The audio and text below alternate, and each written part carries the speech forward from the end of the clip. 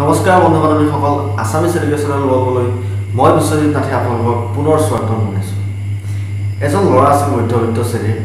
সি জীৱনত বহুত সমস্যাত ভুগি আছিল আৰু সেই সমস্যাবিলাকৰ পৰা পৰিত্ৰাণ পাবলৈ সি এজন গুৰুজীৰ ওচৰলৈ গ'ল। পৰিত্ৰাণৰ উপায় বিচাৰি গৈছে গুৰুজীৰ ওচৰত আৰু গুৰুজীক ক'লে যে গুৰুজী, মই মোৰ জীৱনত বিভিন্ন ধৰণৰ সমস্যাৰ সন্মুখীন হৈ আছোঁ।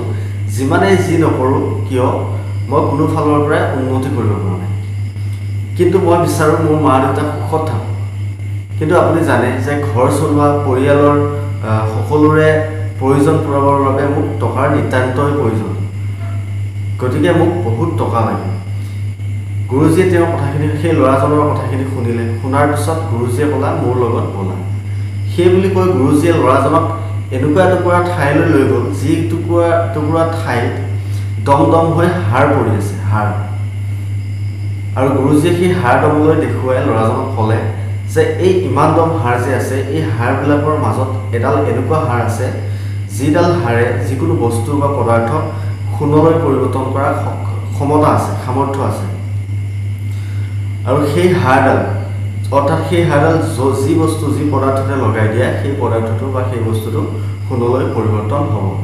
আৰু সেই হাৰডাল যদি তুমি বিচাৰি উলিয়াব পাৰা, তুমি নিজে ইচ্ছা কৰাতকৈ অধিক বেছি সম্পত্তি, টকা পইচা তুমি ঘটিব পাৰিবা, উপাৰ্জন কৰিব পাৰিবা।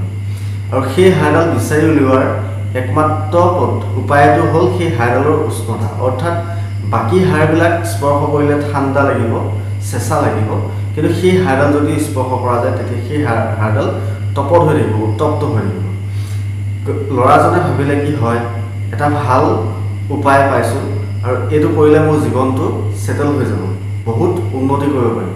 গতিকে সি সুখী হ'ল। সি ভাবিলে কি কেইটামান মাহৰ কামহে এইটো, কিন্তু সি এইটো ভাবি নাপালে যে যিজন গুৰুজীয়ে সেই কামটো তেওঁক দিছে, সেই গুৰুজীয়ে বহুত ভাবি চিন্তিহে সেই কামটো তাক দিছে। যদি ইমান সহজ হ'লহেঁতেন তেনেহ'লে কোনো কথাই নাছিলে। ল'ৰাটোৱে কামত লাগি গ'ল। সি কি কৰিলে, এডাল হাৰ হাতত লৈ স্পৰ্শ কৰে, ঠাণ্ডা পালে সেই হাৰডাল ওচৰতে থকা সাগৰলৈ দলিয়াই দিয়ে। কাৰণ সাগৰলৈ দলিয়াই দিয়া কাৰণ এইটোৱে যে ইমানবোৰ হাৰ আছে, সি কেইবামাহো সেই হাৰবিলাক পৰীক্ষা কৰিব লাগিব। গতিকে সি যদি আজি হাৰডাল পৰীক্ষা কৰি সেই ওচৰত পেলায়, তেতিয়াহ'লে সেই হাৰডাল আকৌ আগৰ জেগালৈ কিবা কাৰণত হওক, মানুহে হওক বা বেলেগ জীৱ জন্তুৱে হওক আদি তাত পেলাই দিয়া চান্স আছে। গতিকে সি কি কৰিলে, ডাইৰেক্ট যেতিয়া হাৰডাল লয় হাতত আৰু ঠাণ্ডা পালে সেই হাৰডাল সাগৰলৈ দলিয়াই দিয়ে। এনেকৈ কৰি সি কামত লাগি গ'ল। প্ৰথম দিনা সি কি কৰিলে, 5 ঘণ্টা সময় কাম কৰিছে আৰু তাৰপিছত এদিন গ'ল, প্ৰথম দিনা গ'ল, দ্বিতীয় দিনা গ'ল, তৃতীয় দিনা গ'ল, তাৰপিছত এসপ্তাহ গ'ল, কাম কৰি আছে, তাৰপিছত এমাহ গ'ল, 2 মাহ গ'ল, এনেকৈ কৰি 4টা মাহ অলৰেডি পাৰ হৈ গৈছে। সি যিমানবিলাক হাৰ এতিয়ালৈ সি স্পৰ্শ কৰিছে যে গোটেইবিলাক সি ঠাণ্ডাই পাইছে আৰু সেইবিলাক সাগৰলৈ দলিয়াই দিছে। এতিয়া সি লাহে লাহে তাৰ মনটো অধৈৰ্য হ'বলৈ ধৰিছে যে এতিয়ালৈ পোৱা নাই, ইমান কষ্ট কৰিছোঁ, এনেকুৱা ধৰণৰ। আৰু ইয়াৰ ফলত কি হৈছে, তাৰ কামৰ স্পীড বাঢ়ি গৈছে। সি কিন্তু বিশ্বাস কৰিছে যে সি সেই হাৰডাল এদিন হ'লেও পাব। কিন্তু সি যেতিয়া কামৰ স্পীড বঢ়াবলৈ গ'ল, তেতিয়া সি সেই স্পৰ্শ কৰি অনুভৱ কৰাটো কমি আহিল। অৰ্থাৎ সি প্ৰথম কেইদিনত যিমান মন পুতি, যিমান ভালদৰে কামটো সি কৰিছিল, যিমান ভালদৰে সি স্পৰ্শ কৰি ভালদৰে চাইছিল, তেনেকুৱা ধৰণে এতিয়া নোচোৱা হ'ল।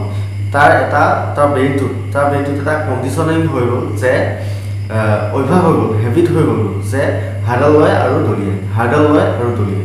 এনেকৈয়ে পাৰ হৈ গৈ আছে, দিন পাৰ হৈ গৈ আছে। সি তেতিয়ালৈ ঠাণ্ডা হাৰবিলাকেই পাই আছে, সি সেই নিৰ্দিষ্ট হাৰডাল পোৱা নাই। 5 মাহ পাৰ হৈ কেইদিনমান যোৱাৰ পিছতে সেই নিৰ্দিষ্ট হাৰডাল তাৰ হাতলৈ আহিল। কিন্তু হাৰডাল হাতলৈ অহাৰ লগে লগে এটা অঘটন ঘটিল।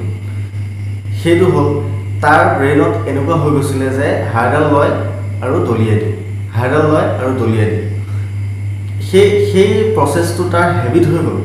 হেবিট হৈ যোৱাৰ লগে লগে সি যেতিয়া সেই গৰম হাৰডাল তাৰ হাতত পৰিল, লগতে সি দলিয়াই দিলে। দলিয়াই দিয়াৰ পিছত সি তাৰ ব্ৰেইনত লাগিছে যে মই গৰম হাৰডাল পাইছিলোঁ, ইতিমধ্যেই দলিয়াই দিলোঁ।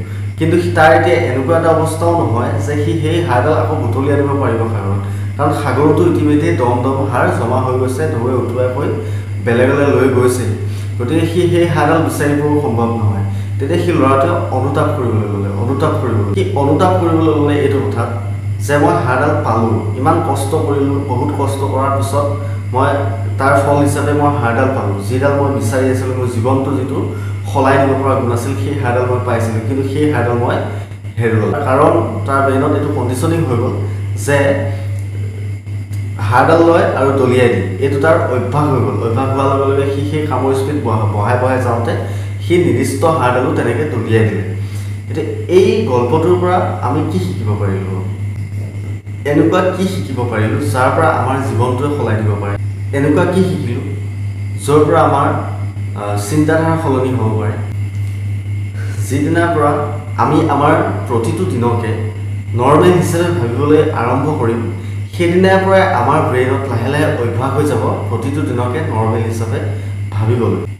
যিদিনাই আমাৰ জীৱনত এটা ডাঙৰ অপৰচুনিটি আহিব, সেইদিনাখনেও আমি সেই দিনটোক নৰ্মেল দিন হিচাপেই ধৰি ল'ম। কাৰণ আমাৰ ব্ৰেইনত অলৰেডি হৈ গৈছে প্ৰতিটো দিনকে নৰ্মেল দিন হিচাপে ভাবিবলৈ আমাৰ প্ৰগ্ৰেমিং হৈ গৈছে অলৰেডি।